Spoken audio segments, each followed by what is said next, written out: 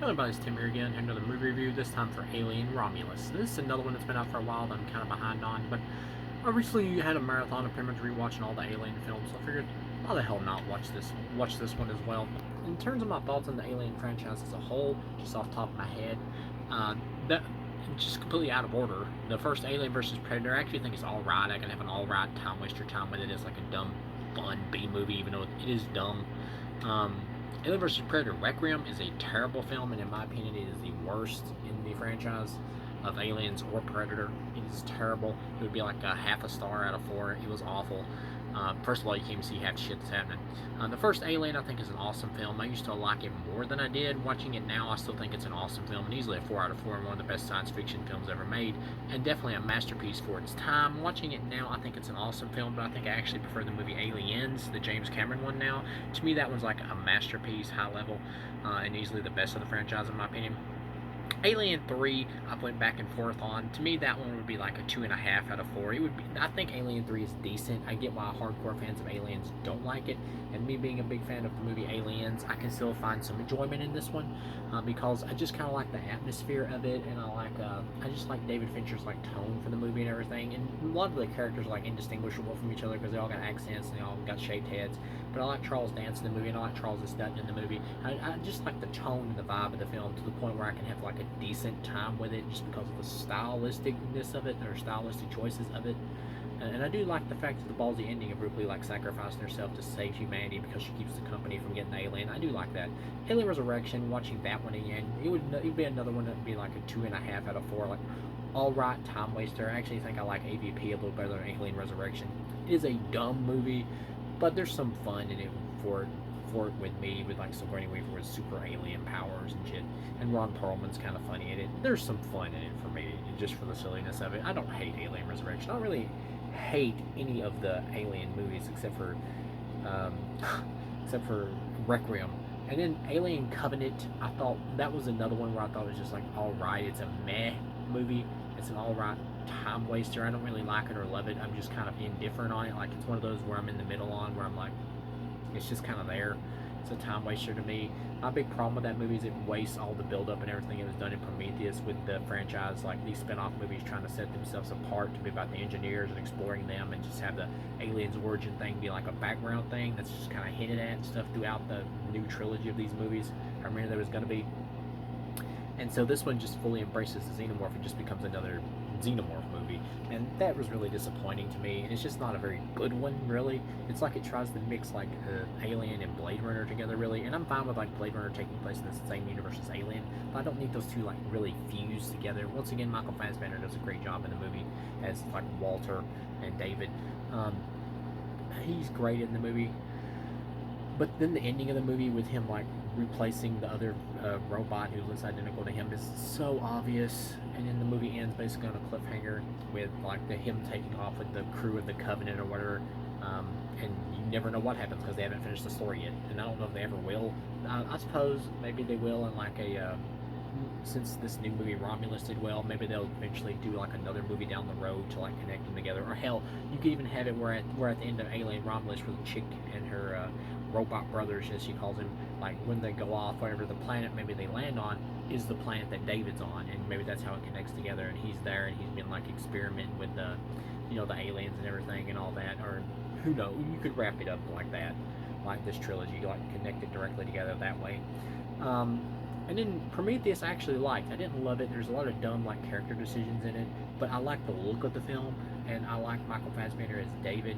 His character becoming like a psychotic, maniacal villain or whatever in the next movie, Covenant. I didn't really feel like the appropriate direction to take his character to me, but it's what they went with. So, but here, though, seeing this movie, I think he does a great job. I like the hybrid creature or whatever. I forgot what the Deacon, maybe, I think is what people call it, at the end, that comes out of like an engineer's body. And I like the idea of like exploring the engineers and all that, and kind of like having like a hint at where the aliens came from as like the background. And seeing the alien movies, it comes off much more like a biological weapon than it does anything that naturally evolved on some planet.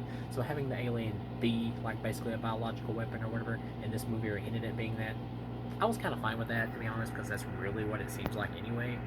Um, But yeah, overall, in terms of the movie itself, Prometheus, I liked. I'd give it like a 3 out of 4. I thought it was a good effort. It's not a great movie. There's some dumb character decisions, but overall, I like the themes that it's playing with and everything. Even though they're nothing new, I like how Ridley Scott plays with them. And just overall, in terms of the movie, and Nomi Rapace or whatever, however you say her name, I thought she did a good job in the film. Um, and yeah, I would even say she's probably a stronger character than the chick in this one, but I think I like the chick in this one a little more overall, probably because this is more of a standard Alien movie. But yeah, in terms of this one, I'd give it a 3 out of 4. This was a good movie, Alien Romulus. It's not a great movie, but it is a good movie. In terms of the Alien franchise, I don't think this one's as tight as Prometheus. I think Prometheus just held together a bit stronger as its own thing than this does as an Alien movie. So I got to give Prometheus like a slight edge. I just felt like I got a little bit more from that one than this one. But in terms of like just the Alien movies, like the movies that focus on the xenomorph, this is easily the third best after Alien and Alien. I mean after Aliens and Alien, this is easily the third best of the franchise. Easily, in my opinion. This is a good movie. It just isn't a great movie. And there's some obvious flaws in the movie. To start off, the cast, I think they do fine. I don't really like how they're all so young. They're like teenage characters. I don't really like that, or like really young adults. I didn't really like that. It wasn't jiving with that. It wasn't that they were bad. The performances are fine, but it just makes it feel more like a teen slasher flick, and I'm just not into that in the flavor of an Alien movie. I just prefer like an older group of actors or characters. But once again, they're fine, and they want to escape from like this mining colony on this planet, like it's in the solar system somewhere. So they go off to this. They need to go off to this Wayland station so they can get the cryopods off of it, so they can basically put themselves to sleep for multiple years on the way to their destination of this other planet that they want to live on, where they can see the sun from it and everything. I get it. And the dude in it who plays like her, she calls him her brother, but he biologically is not. But he's this black dude who's an android. But I think his name's Andy. But it's a great performance in the movie in terms of like the different levels that he goes through. Because when they eventually get him on this Weyland-Yutani space station, they put this chip in him, so he from like another robot that's there or whatever. It's actually another Ash android with a different name, and they put a chip in him so he can be able to work the systems and everything on this Weyland-Yutani ship. But it also changes, it makes him smarter because he does come off, kind of like Simple Jack or whatever when he's his regular self. But you can tell he's more heartfelt and he really cares about the girl who sees him as her brother and everything. But it reprograms him basically and makes him smarter. At the same time, it makes him more militaristic and like sufficient in the idea that he wants to just like protect the black goo, which these people on this ship who used to run it before they got killed by the alien that they extracted from the xenomorph or whatever. It's the same stuff from Prometheus. I like how they tied that together, connected it more. But he basically wants to protect that as his number one priority, so he can take it back to the mining colony and everything to get it back to the company, so they can exploit it and use it for experiments and everything. And then one thing I will say is like you get the Ian Holm, I believe is the character's name, who plays Ash. Seeing him in this movie as like his likeness used for another Ash android or robot, it's kind of cool to see like this same model brought back here, but at the same time it doesn't work because the graphics for like the CGI, like making him look younger and all that, making him look like the same person, they're just not there yet. They're just not there. And when you see him throughout the movie or whatever, whenever it cuts to him, it always takes me out of the film because it looks really artificial. It just does not look real at all, like in terms of the CGI and everything, and the digital enhancements to make him try to look like his younger self. It just does not work at all. Hearing his voice is kind of cool as a character, but yeah, seeing like his face and everything, it takes me out of it. One hand, I like that they brought him back, that they're bringing more together from the universe. At the same time, it doesn't work because it just doesn't look good. Until they can like master the technology, they shouldn't waste their effort in doing it. But yeah, so we got him on there. They reactivate him, and he starts telling about the organism, the creature, and everything, and all that, similar to the first film. And I do like how the facehuggers are using this, because they get into this one room, and the facehuggers are in there, and they're trapped in like these little container things, and like a few of them bust out, and they're like running through the water and everything. That's where you get that scene from the trailer where one of the characters is like, "There's something in the water." They got those English accents, and which I will say at times is a little difficult for me to understand. But for 99% of the movie, I got what the actors were saying. But yeah, and it's a really cool sequence with the face huggers like coming after them. They're like beating them off with sticks and shit, and then they run out of the room once they get the door open, and then some of the face huggers like jump through there, and then one of them lands on this Asian chick, and they manage to get it off by freezing the tail, which makes the tail go limp, and so they're able to just rip it off and throw it down a hole or whatever. Not bad, but at the same time, it's been in there long enough for it to put an alien parasite in her, and they even like are talking about it like they know that that's a possibility, but still they bring her on their vessel or whatever that they rode there with, and so it makes them look moronic. And then the black dude who's the robot, Andy or whatever, he's like, no, we can't do that, we shouldn't do that, we shouldn't bring her aboard, and he's right, they shouldn't. They're stupid. They need to at least check and see if she's got anything in her before they just bring her on there. That's moronic. That made him look stupid. And then there's this one character who's like a cousin, I believe, of the dude who seems like a love interest for the main female, and he's just an asshole. He is annoying throughout the entire movie, and you get to this. Of course, the chest burster comes out of her, and it's well done sequence. It's really gory. It's much more like a traditional horror movie than like it was in the original Alien, where it just kind of burst out really fast or whatever. It's well shot and well done here. So it comes out of the Asian chick, and their escape ship crashes back into the Weyland-Yutani ship, and so they're all trapped there, of course. And you got like this cool scene where they gotta get in there to try to rescue the other group or whatever that was on their vessel trying to get away with the Asian chick. But you got like the black dude, the robot, Andy, and you got the main chick, and then you got like this other dude who seems like he's kind of like the love interest of the main chick. But anyway, and so they're wanting to get in there to like rescue, see who survived or whatever. And so they raised like, I believe they raised like the temperature up of the room, because we find out the face huggers like they see infrared, I guess is what they say, which is kind of new. I don't think we've ever heard that before in any of the other movies. Interesting, kind of reminds me of Predator, but it's interesting. So they hunt by body heat, and so they raise the temperature up, I believe, and to basically camouflage themselves when they're walking through there. You just gotta be quiet. And so they start heading through there, and of course you get it eventually where the face huggers realize they're there, and you get a decent action scene where they're like running after them and everything again. Really cool. The face huggers are used really well here in terms of the visuals. They look like a bunch of spiders like running together, and even the robot dude like throws a flare back there or whatever. I think it was him, and they all like run towards it to be distracted for a second. Yeah, the face huggers are the most vicious and the most like well shot in terms of all the films in this one, in my opinion. But they get in there, and this is one thing that really annoyed me, like the asshole cousin dude, like the xenomorph that came out of the chick's chest. It is like in a cocoon after it shed its skin, making stuff bigger, and he's got like an electric zapper, and he's sticking it up in there and shocking the shit out of it, and then it's like starting to drip acid down, and then he just keeps staring at it like, duh, duh, duh, and so the xenomorph tail comes out, like hooks him in the face or whatever, in the chest or something, and pretty much kills him, and he falls down, and then the xenomorph blood acid just drips down on him and melts him away. Not a bad effect, decent death scene, but it makes his character look retarded. You know, the whole time I was watching the movie, and that point I was like, move, why are you still standing there? Move. This is an alien life form creature that is hostile. Move. He's just sitting there staring at it, and I'm like, when he gets killed, I'm like, you fucking idiot, you deserve that, you deserve that. That's Darwinism. You went down just for being an idiot. And so he gets killed, and the creature starts chasing after the pregnant chick, and then you get to this sequence where the Andy guy won't open the door because his new protocol is like, you know, not to give a shit about the humans, but to make more cold, calculating decisions. And so he won't open the door because he thinks the xenomorph will like make it through there or whatever before they get a chance to get her through, which I'm not really sure about that, because it seemed like they kind of had time to get her through there. And of course he's going to make this decision because he's thinking more robotically instead of more human. So the pregnant chick gets taken away. We think she's dead. Later on, they actually do find her wrapped up in a cocoon where they were going to let a face hugger get on her or whatever. But they managed to get her loose, and so they're trying to get out of there. And this was a neat little surprising death. The wannabe boyfriend guy or whatever for the main female, he gets took like up in the rafters by an alien and hit. Does the tongue thing and goes straight through his head. Good gore effect, good. But I will say this: most of the other side characters feel just like alien fodder. Like they're fine in terms of acting. They just feel like alien fodder. Besides the two main characters, the chick and the robot dude Andy. Other than that, the rest of them pretty much feel like fodder.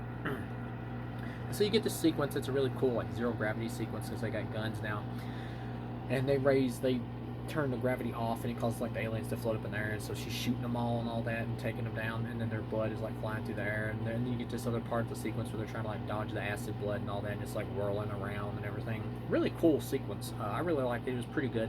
And then they get to the scene where they're in like this elevator, and one of the she like the gravity gets turned back on, and she's like falling straight down, and the xenomorph like catches her. Another one does, and, like pulls her in, and you get the idea. Of course, it's going to kill her. But then like the elevator comes down and takes a bunch of them out, and then there's one left that like manages to dodge it, and it's getting ready to attack her. And then that's when the black dude falls down on top of it, and it's like shooting it as it goes down and kills it. And then that's when you get this horrible callback where he goes, "Stay away from her, you bitch." Like he says it almost pretty much just like that, like monotone. It's awful callback. Completely took me out of the sequence. Up until that, I was like, wow, this is really good. And he says that, I was like, you didn't need that. You did not need that. You didn't. It just felt forced. Just bad timing, and it felt forced. It's too on the nose. But after that, they're getting ready to get away or whatever. And then you find out the pregnant girl who was wounded, she had some of the sorry about that. She had some of the black goo from Prometheus or whatever that they had on this ship that they were like experimenting with. And that's one thing that always makes me kind of wonder. Like the black goo was created by the engineer people to pretty much create life, but pretty much they've used it to basically like weaponize, and it always like every time it mutates something, it just becomes aggressive. So it makes me wonder like, well, how the hell did the engineers like create human beings out of this? Because that's pretty much canon in the Alien universe from Prometheus. So I'm like, is there any way to use this stuff for something good? Is it always just negative? Does it always turn everything hostile? Seems that way. But I mean, of course, if they eventually figured out how to use it to where they can like make human beings immortal or something, which seems to be what they want to do with it. At least the fake Ash robot seems to want to do that. He talks about that. Then it would be a totally different movie, I suppose. But they want to keep it horror. And I will say this film does feel very horror oriented. This is the first one to really feel like a horror movie since like the first one, in my opinion, like a straight horror movie. The third one had more of that, Alien 3 did, but this one feels closer to the original movie, but more modernized in terms of some scenes and stuff like that. And I like the tone of this. But they get on there, and the pregnant girl has like injected herself with some of the black goo. Once again, that's another thing. Like, why did you do that? That's stupid. It doesn't even explain why she did it. She just apparently did it off screen because she was like bleeding or something. Moronic. There's no reason for her to have done that. It doesn't make any sense. But she did, and so she gives birth to like an alien hybrid or whatever since she was pregnant. And it comes out, and it kind of looks like a engineer, but with more of like an alien thin body, bony body or whatever. And it's got like this little tongue thing that shoots out, kind of similar to like what the aliens got, but it doesn't seem to be like as vicious as their tongues or whatever. The creature design, it looks all right, similar to how I felt about the hybrid thing at the end of Alien Resurrection. It's all right. That one, I think I kind of like that one's design a little better than this one, just because this one looks a little too humanoid. But I get the idea of wanting to tie it back to Prometheus and the engineers and everything. I don't mind that because the humans were created from their DNA. I don't mind that, but at the same time, it doesn't look. It looks too much like Slender Man or something. But and the creature just isn't around long enough to really add anything. Like it's really felt like it was just like thrown in at the last like 10 minutes of the movie. It adds nothing. It shows up at like the last 10 minutes of the movie. It attacks, it kills its mom or whatever, the chick that had her. I don't really know how. I think I've heard some people online say it was like breastfeeding off of her or something and killed her. But really, it just looked like it was kind of like sucking on her neck or some shit. But they find her, she's being killed by the thing somehow. She's dead. And so the creature like turns around to get ready to attack the main girl. It slashes like the throat, I think, of the robot dude Andy. But he lives at the end because he's getting put in like cryo sleep, and she talks about how she's going to fix him. So if they make another direct follow-up to this one, he would be brought back. But she gets chased by the thing, and she like uses some acid left in like this cocoon egg that the thing was born in, and throws it down on the floor of the ship, and it causes a big suction thing to come out the bottom while she's attached to a hose that keeps her from being flung out. The creature's there like kind of attacking her, and I had a little bit of problem seeing the visual of this, but she manages to like knock it loose, and it flies out into space, and you just assume it's dead. But another thing, like the people on the Weyland-Yutani ship, the reason they get the alien to begin with is because like the alien from the end of the original movie was actually still alive, and I believe like cocooned itself in outer space or whatever or something, and so they pick it up and they were searching for it, which I kind of like. I like how it reconnects back to that original movie like that. But at the same time, I don't like how they just say, well, he was just killed off screen, because in part of one sequence of the movie or whatever, they like see its dead body. I didn't like that because it felt like a waste. Like, why bring the original OG alien back if you're not really going to do anything with it? Why not make it like the main villain for the movie, or like the xenomorph villain for the movie? You know what I'm saying? Like, why just kill it off? That was weird. That was dumb. But yeah, you get to the end of the movie, the hybrid thing just flies away, and so that's what I'm saying. It feels like it's only on screen for like 8 minutes, maybe, not even 10, really. So it just doesn't add anything, and it's not utilized long enough for you to get enough of a feel for like what the creature's like or anything. It's just kind of wasted. So it felt pointless. And then you get to the end, which is she's gonna keep heading to this other planet or whatever, this better planet that she was supposed to be heading to or trying to get to with her friends, and she's going into hypersleep and she's gonna head there. So if they ever made another one, it would involve her and the robot dude Andy like being there on that planet. And you could always say like maybe the hybrid alien like attached itself to the bottom of the ship or some shit somehow, and hitched the ride with them. You could always do that, but I'm hoping that if we do get another one, and looking at the box office, this did well enough to where they will probably try again. Hoping that if they do another one, I'm hoping that they'll somehow tie it to the Prometheus movies and in that series as well, or trilogy, where they get to the planet and it's like this is the planet that David, the android guys made as his like domain, and he's been still experimenting with the xenomorphs and everything there. And then maybe you could have like the Andy android guy like versus Michael Fassbender or something. That could be kind of fun. In terms of what they will do, I have no idea, but I wouldn't mind that.